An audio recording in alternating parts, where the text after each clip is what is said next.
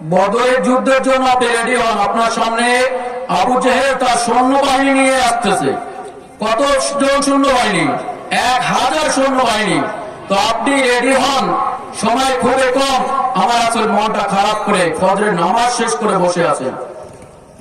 তো এমন অবস্থায়, মন খারাপ অবস্থায় দেখলো হযরত আবু বকর রাদিয়াল্লাহু তাআলা দেখলো, ইয়া রাসূলুল্লাহ আপনার মন খারাপ, কারণটা কি আপনি একটু বলবেন? ইয়া রাসূলুল্লাহ আপনি না বললে তো আমরা বুঝতে পারবো না। তখন আমার নবী বলল, আবু বকর রে, আমি আজকে যে কথা আমাকে বলে গেল, আমার আশা এখানে 1.5 বছর মাত্র হয়ে গেল। এই 1.5 বছরের মাধ্যমে আমার ইসলামকে ধ্বংস করার জন্য, আমার ইসলামকে একবারে ধ্বংস করার জন্য আবু জেহেল তার সৈন্যবাহিনী নিয়ে আসতেছে আমার এখানে। এ আবু বকর, আমি কি করব? আমার তো সৈন্যবাহিনী নাই, আমি তার সাথে কিভাবে মোকাবেলা করব? হযরত আবু বকর রাদিয়াল্লাহু তাআলা যখন এই কথা শোনার পর হযরত ওমরকে ডাক দিল। হযরত ওমর রাদিয়াল্লাহু তাআলা আসার পরে হযরত ওমর রাদিয়াল্লাহু বলল, ইয়া রাসূলুল্লাহ আপনি কি ভুলে গেছেন আমি সেই ওমর, আমি মক্কার ওমর, কিন্তু আমি এখন কিন্তু তরবারি জমা দিয়েছি, কিন্তু ট্রেনিং জমা দেই নাই। জোরে সোরে বলেন সুবহানাল্লাহ বিহামদিহি। ওই মালিক আমাকে অস্ত্র জমা দিতে, ট্রেনিং জমা দিতে আমাকে বলে নাই, আমি কিন্তু ট্রেনিং প্রাপ্ত। ইয়া রাসূলুল্লাহ আপনি কোনো চিন্তা করেন না, আমি মদিনার মধ্যে সবাইকে একত্র করে সকল যুবকদেরকে সঙ্গে নিয়ে আমি যুদ্ধের জন্য রেডি হচ্ছি। তো তখন সঙ্গে সঙ্গে আমার ডাক দিল, যুবকরা সবাই রেডি হলো, পুরা যুবক রেডি। একজন বলতেছে আমার রক্তের মধ্যে 1000 সৈন্য আছে, আমার রক্তের মধ্যে 1200 লোক আছে। তার রাসূল বলতেছে সবাইকে না, আমাকে দেখতে হবে কে কে পারবে আর কে কে পারবে না, তার লিস্টটা করাতে হবে। তো লিস্টটা করার সময় হযরত ওমরকে বলল, ওমর মাপ দেওয়ার ব্যবস্থা করো। হযরত ওমর রাদিয়াল্লাহু তাআলা মাপ নিল লাঠি দিয়ে। যাদের লাঠি নেওয়া পরে 311 জন হলো টোটাল যুদ্ধক্ষেত্রে সৈন্যবাহিনী। তো 11 জন 311 সৈন্যবাহিনী রওনা দেওয়ার সময় হঠাৎ করে রাসূল বলল, এ হযরত আবু বকর একটু চেষ্টা দেখো তো আমার 311 জন ঠিক আছে কিনা। তখন হযরত ওমর বলতেছে আর ডাকতেছে, ডাকতে ডাকতে দেখে আরো ওখানে 2 জন বেশি হয়ে গেছে। 2 জন কিভাবে বেশি হয়ে গেল? আমার রাসূল বলতেছে 2 জন কে কে আছে, নাম ধরে ডাকা শুরু করো। নাম ধরে ডাকা যখন শুরু করলো, দেখা যায় মাস আর মুহাসসিব 2 জন ছোট বাচ্চা, তাদের যুদ্ধ করার মতো ওই রকম শক্তি হয় নাই, তার যুদ্ধ করার মতো তাদের লম্বা হয় নাই। তাদের ওদেরকে যখন পাওয়া গেল, জিজ্ঞাসা করলো তোমরা এখানে কেন, তোমরা এই যুদ্ধ তো করতে পারবে না, তোমরা চিনো না আবু জেহেলকে, তোমরা চিনো না উতবাকে, তোমরা চিনো না সাহাবাকে, তোমরা চিনো না উতবার সন্তান উলিদ বিন মুগীরাকে, তোমরা কিভাবে যুদ্ধ করবা? তখন এই ডিটেইলসটাই দেখেন, আজ থেকে কিছুদিন আগে বৈষম্য বিরোধী আন্দোলনের সময় যখন ছাত্ররা একত্রে যখন মাঠে নামছে, কতজন ছাত্র ছিল? তাদের আর কোন অস্ত্র ছিল? কোন অস্ত্র ছিল না, কোন কেনাকাটা ছিল না। তারা আজকে যুদ্ধে যে আল্লাহ তাআলা ঘোষণা করে দিল, নবী গো যুদ্ধ আপনার, জয় আপনার, মুসলমানের জয় হবে, ইনশাআল্লাহ জয় আপনারই হবে। নবী আপনি কোনো ভাঙিয়ে পড়েন না।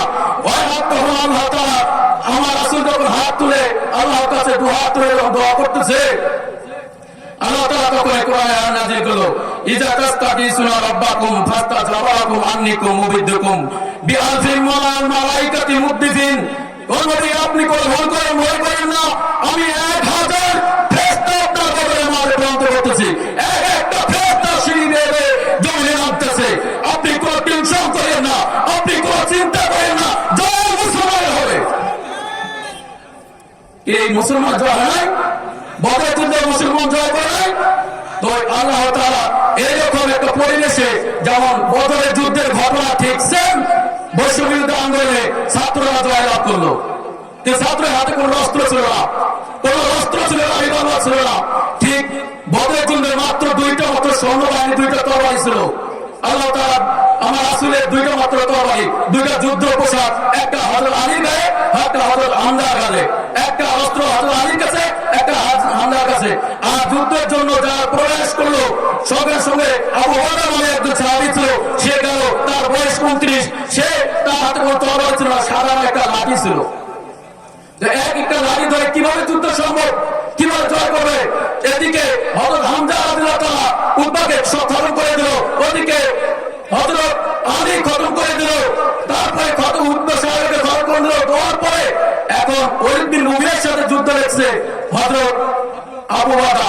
আর আবু বাদা কিভাবে সম্ভব? আবু বাদার কাছে অস্ত্র নাই।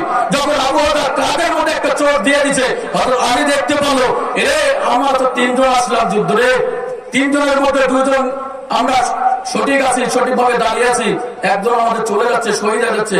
হযরত আলী আর কোনো কথা না শুনে, কোনো চিন্তা ভাবনা করে হযরত আলীর সঙ্গে সঙ্গে 30 হাত দূর থেকে লাফ দিয়ে হযরত আলী যে সঙ্গে সঙ্গে ওবাদার কাছে অস্ত্র নিল। ওবাদাকে বলল, অস্ত্র ওবাদা কোনো চিন্তা করিস না, ইনশাআল্লাহ তুই কোনো চিন্তা করিস না, তুই টেনশন করিস না, আমি আছি।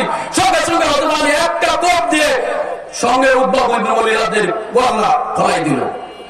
উদ্ভবীর মুভি যখন জমিনের মধ্যে পড়ে গেল, হযরত আলী আবু বকরকে কাঁধে নিয়ে সঙ্গে সঙ্গে দৌড়। হযরত আলী যখন দৌড়ে এসে আমার রাসূলের সামনে দাঁড়াইলো, ইয়া রাসূলুল্লাহ, আপনার সাহাবী, আমরা একসঙ্গে দুইজন গেলাম, তিনজন গেলাম নবী গো, তিনজনের মধ্যে একজন শহীদ হয়ে গেল নবী গো, আমরা একজনকে আনতে পারলাম না। ইয়া রাসূলুল্লাহ, আপনার ওবাদাকে, আবু ওবাদাকে আপনি একটু কাঁদে না। আমার রাসূল সঙ্গে সঙ্গে আবু বকরকে কোলে বসায় নিয়ে ডানের মধ্যে তার মাথা রেখে ঠিক ঘাড়ের মধ্যে আমার রাসূল হাত দিয়ে চিপে ধরে বলতেছিল, বাবা তোর যদি কোনো চাওয়া থাকে, তোর যদি কোনো আশা থাকে, ওবাদা তুই আমাকে বল, তুই আমাকে বল। তখন ওবাদা বলতেছে, ইয়া রাসূলুল্লাহ, আপনি তো যুদ্ধে আসার সময় দেখছেন আমার একটা ছোট্ট একটা সন্তান ছেলে, তার বয়স 8 বছর, সেই সন্তান কিন্তু ওই আসার সময় বলছে, বাবা তুমি তো বাইরে যাচ্ছ, আমার জন্য কিছু মিষ্টি জাতীয় সহরাপাতি নিয়ে আসবা। তখন আবু বকর বলতেছে, ইয়া রাসূলুল্লাহ, এই সন্তান তো কে আমি কিভাবে বুঝাবো, তার পিতার প্রতি যে পিতা মাতার যে একটা আশা আকাঙ্ক্ষা, সে তো পারলো, সে তো ইতিম হয়ে গেল। তখন নবী বলল, আবু বকর রে, চিন্তা করিস না, আমিও ইতিম, ওবাদাও ইতিম। তো ইতিমের যন্ত্রণা আমার আল্লাহ তাআলা ভালো জানে, ইতিমদের দুঃখ কষ্ট আমার আল্লাহ তাআলা ভালো জানে, তো তুই কোনো চিন্তা করিস না। তখন আবু বকর বলল, ইয়া রাসূলুল্লাহ, আমার সন্তানকে পিতার ভালোবাসা আপনি দেন। তখন আমার রাসূল বলল, আবু বকর এখানে কোনো তো টেনশন করার কিছু নাই, আমি তো সন্তানের দায়িত্ব কর্তব্য যা আছে তোর বিবি